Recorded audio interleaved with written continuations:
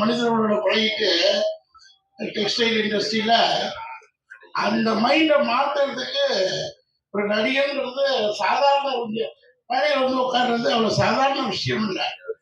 ஒரு 10 ஆண்டு காலமா திடீர்னு ஏர்னா ஃப்ளைட்டு இறங்கினா காரு டூ வீலர் வாழ்க்கையில ஓட்டிட்டு ஒவ்வொரு காலத்துல டிவி சுட்டி அந்த மாதிரி ஒரு லைஃப் ஸ்டைல்ல இருந்துட்டு ஒரு 200 ரூபாய்க்காக போய் நம்ம நடிக்க போறது அப்படின்னு செல்ஃப் மனசு வந்து கேட்காது சார். 200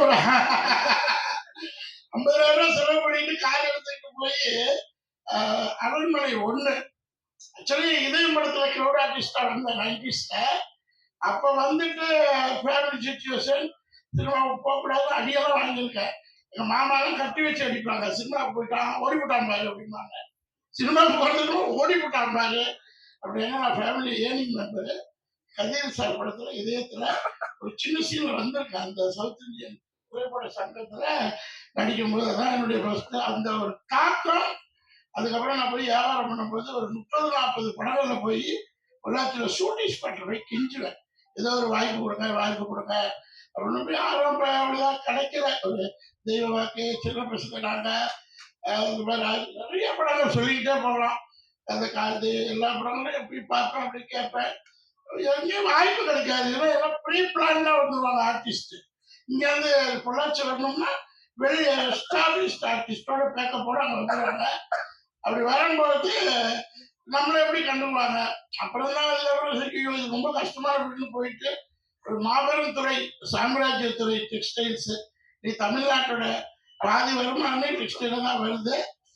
அவங்க துறையை விட்டுட்டு அடுத்து நம்ம போய் சினிமாவில் குரோர்ஸ் அண்ட் குரோர்ஸ் சம்பாதிக்கணுங்கிற மாபெரும் எண்ணத்தோட, அதாவது 200 ரூபாய் வாங்கும் போதே நினைப்பேன் இன்னைக்கு நம்ம 10 கோடி 20 கோடி வாங்கணும். எப்பன்னு தோல் லண்டன் இருக்குது.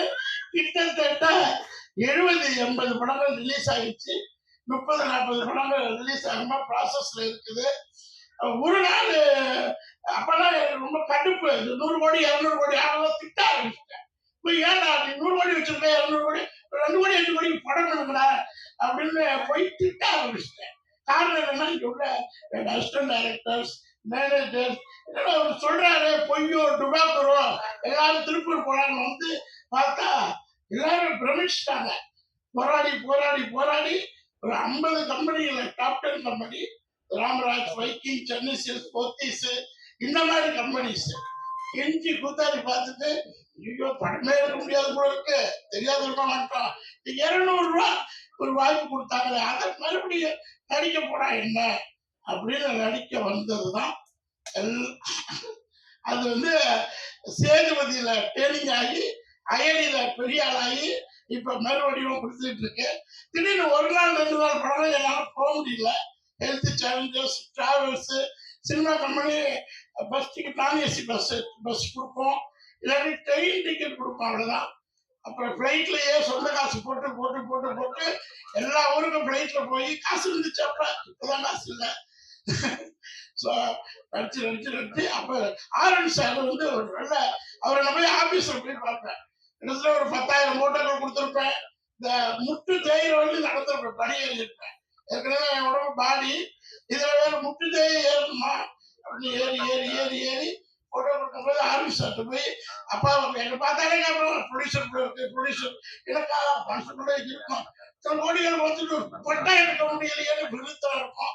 இருந்தாலும் நடிப்பு ஓடுனதுனால சார் வந்து ஒரு நாள் கொடுத்தாங்க. திடீர்னு சார் மறுபடியும் செகண்ட் ரவுண்டா 100 படம் ஒரு நாள் பாருங்க. ஒரு டிஃப்ரெண்டா நித்யானந்தா ஸ்டைல்ல ஒரு ஒரே நாள் அந்த கேமரா இருக்கட்டும், சொன்ன கேமரா நான் அவர்கிட்ட ஒர்க் பண்ணிருக்கேன்னு நினைக்கிறேன்.